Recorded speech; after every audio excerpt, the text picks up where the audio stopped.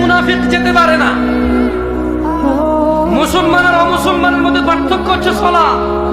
সবই তো জানা হয়েছে, এখন মানার সময়। গুনাহ করে, জিনা করে, শিরক করে, কুফরি করে পাপিষ্ঠ হয়ে মারা গেলে প্রশ্নে ফেল হব, পুলসিরাত ফেল হব, জাহান্নামে যাব, সবই তো জানা হয়েছে, এখন মানার সময়। প্রত্যেকটা খারাপ কাজ থেকে বিরত হয়ে আল্লাহ সন্তুষ্ট হয়ে এমন কাজ করে যদি পৃথিবী ত্যাগ করতে পারি, মুওয়াহিদ হয়ে, সুন্নি হয়ে, জান্নাত হবেই হবে, এটা জানা হয়ে গেছে। এখন ওই কর্ম করে জান্নাতের উদ্দেশ্যে গমন করার সময়। ওয়াজের সময় আর কত ওয়াজ, আসরের পর থেকে শুরু হয়নি, রাত একটা।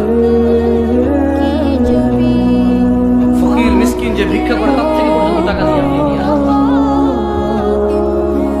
এদেশের বেশি ওয়াজ হোক না, আমি ওয়াজ এরা লিখে দিতে বিশ্বাস করতে